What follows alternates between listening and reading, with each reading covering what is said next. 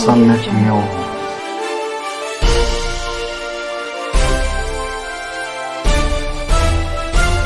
Sunnet Mule. जय भीम. मी हंसिनी. सम्यक news लाईव्हच्या विशेष बातमीपत्रात आपलं स्वागत आहे. ठळक बातम्या पुढील प्रमाणे.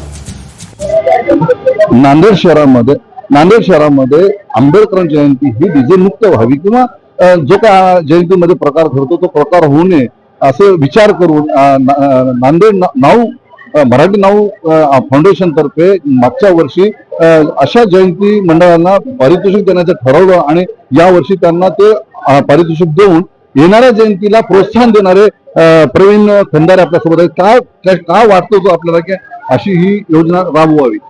नक्कीच, कारण डॉक्टर बाबासाहेब आंबेडकर शिका, संघटित व्हा आणि संघर्ष करा हा नारा दिलेला आहे आणि आपल्या समाजाने हा नारा जो आहे तो शैक्षणिक वर्षभर महापुरुषांची जयंती जी आहे ते एक दिवस न साजरी करता वर्षभरही साजरी केली पाहिजे ही आमची मूळ संकल्पना होती.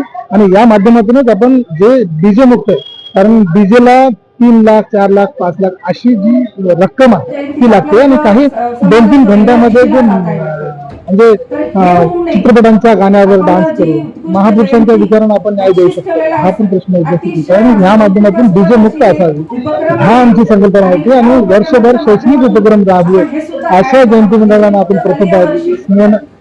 जे संयोगनगर आहे या ठिकाणचं जयंती मंडळ आहे आणि अत्यंत या ठिकाणी वातानुकूलित अभ्यासिका केलेली आहे, लायब्ररी केलेली आहे आणि त्याच पद्धतीने वर्षभर जे उपासकांसाठी नवनवीन जे उपक्रम राबवले जातात त्यामुळे आपण पहिलं पारितोषिक जे आहे ते संयोगनगरच्या जयंती मंडळाला दिले आहे. दुसरं प्राइज जे आहे एसटी महामंडळाचा जो जयंती मंडळ आहे त्यांना दिलेलं आहे. दीक्षाभूमीचं हुबेहूब जी प्रतिकृती आहे आणि 1 वर्षापासून हे जयंती मंडळ करतात आणि डीजे मुक्त आहे त्यामुळे ह्या जयंती मंडळाला दुसरं दिले आणि तिसरं जे प्राइज आहे ते बळीरामपूरचं जयंती मंडळ आहे त्याला दिलेलं आहे. महिलांचा समावेश या ठिकाणी आणि शिस्तबद्ध ही जी जयंती होती ही काढली होती आणि यामुळे आपण ही तिसरं प्राइज दिलेलं आहे.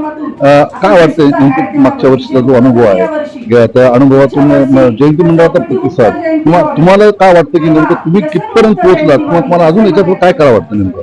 नक्कीच आम्ही गेल्या वर्षी ही जयंती मंडळ उत्कृष्ट जयंती मंडळ हा उपक्रम राबवलेला आहे.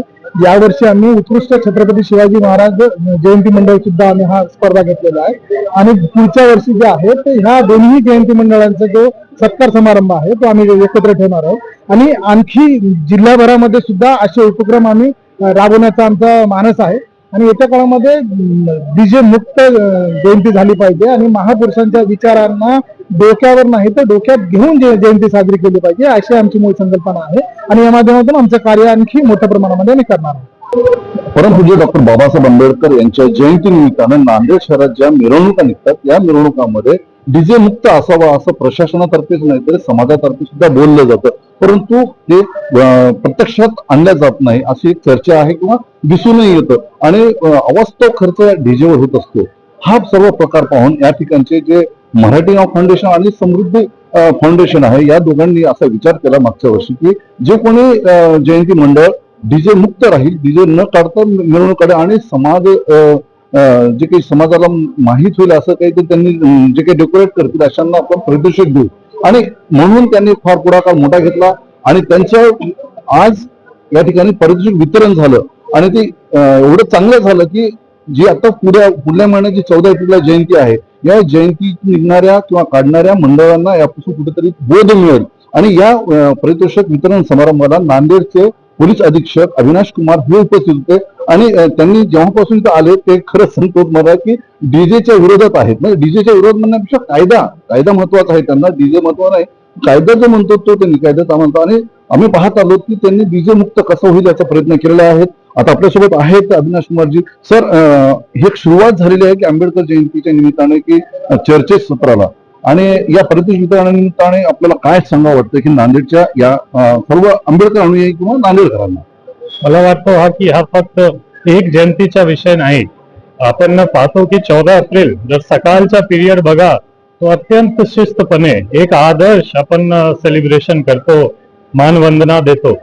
पण जसा जसा वेळ जसा आपण आफ्टरनून किंवा संध्याकाळमध्ये जातो ते जयंतीचा स्वरूप असा वाटतो की खूप डीजे, प्लाझ्मा डीजे आणि थोडफार व्यसन चे आम्हाला प्रमाण दिसतो त्यामध्ये, आणि हा दर प्रत्येक जयंतीमध्ये असा थोडंफार आम्हाला प्रमाण दिसतो. पण आमची जी भूमिका आणि सर्व समाजचे चांगले लोकची जी भूमिका आहे, आम्ही आता खूप डिस्कशन केला इथे पण बाहेर पण, त्यांची भूमिका असा आहे की जयंतीमध्ये तरुण पिढीसाठी एक चांगली संदेश गेला पाहिजे. जे महापुरुषांचे आदर्श आहे, त्यांची शिकवण आहे, हा गेली पाहिजे. आणि त्यासाठी जयंती एक खूप चांगली मीडियम आहे, ज्यामध्ये की आपण जास्त जास्त लोकांना, सर्व धर्मचे लोक, जातचे लोक इन्व्हॉल्व करू, तरुण पिढी चांगली प्रकारे इन्व्हॉल्व हो, आणि हा सर्व जयंती फक्त डीजे मध्ये हायजॅक ना होता आपण एक ऑल इन्क्लुसिव्ह आणि चांगली मेसेज वाला जयंती ठेवू. आणि हा फक्त एक 14 एप्रिल साठी नाही, सर्व जयंतीचा विषय आहे. सर्व जयंतीमध्ये आपण तेच प्रयत्न करतो की डीजे फ्री, व्यसनमुक्त फ्री, एन्व्हायरमेंटल फ्रेंडली आपण जयंती करू. मागच्या वेळी आपण पाहिलं असतं की गणपतीमध्ये सुद्धा आपण असंच एक ड्राईव्ह घेतला आणि बऱ्यापैकी त्यामध्ये यश पण आला. आम्ही खूप प्रशस्ती पत्र पण दिला आणि डीजे फ्री झाली. तसेच शिव जयंतीमध्ये सुद्धा आम्ही खूप प्रयत्न केला की डीजे फ्री हो. आणि आम्हाला आशा आहे, मला खूप होप आहे की तेच प्रमाणे 14 एप्रिलला सुद्धा आपण खूप चांगली जयंती करू, डीजे फ्री करू, चांगला मेसेजचा दिखावा ठेवू. महिला, वयस्कर, आमचे चाइल्ड, किड्स सर्वांची इन्व्हॉल्वमेंट होऊन चांगल्या प्रकारे पण साजरा करू, शांततात साजरा करू. सर, आता अजूनही वेळ आहे, म्हणजे आज 20 तारीख आहे, 14 तारीख म्हणजे जवळजवळ 25 दिवस आपल्या हातात आहेत. या 25 दिवसामध्ये आपण असं वाटत नाही का आपल्याला की ज्या वार्डातून म्हणजे मागच्या वर्षी जे कोणी डीजे काढला, म्हणजे जे आपल्याकडे रेकॉर्ड आहे, अशा वार्डात जाऊन आपण थोडं त्यांना उपदेश म्हणण्यापेक्षा त्यांना सजग करणं किंवा त्यांना हुशार करणं आणि कायद्याचं सुद्धा ज्ञान देणं, असं वाटत नाही का आपण जाणार आहोत? असं काही प्लॅन आहे का? आमचे नियोजन आहे की प्रत्येक कॉलनीमध्ये जिथे जिथे जयंती मंडळ आहे आणि जिथे जिथे जयंती साजरा होतो तिथे जाऊन पोलीस प्रशासन तसेच समाजचे काही लोक घेऊन जाऊन सुद्धा आपण एक प्रयत्न करू की त्यांची कोऑपरेशन, समन्वय मध्ये आपण चांगला साजरा करू. फायनान्शियल इम्प्लिकेशन पण आहे प्रत्येक डीजे मध्ये. मला वाटतो की छोटा डीजे असेल तर 50,000, खूप मोठा असेल तर 5 लाख पर्यंत आपण फायनान्शियल कॉस्ट आहे. हा कॉस्ट जर आपण लायब्ररीमध्ये देऊ किंवा बौद्ध विहारची इम्प्रुव्हमेंट मध्ये देऊ किंवा असा काही चांगला प्रकरण मध्ये देऊ, मला वाटतं खूप एक चांगला इफेक्ट होईल.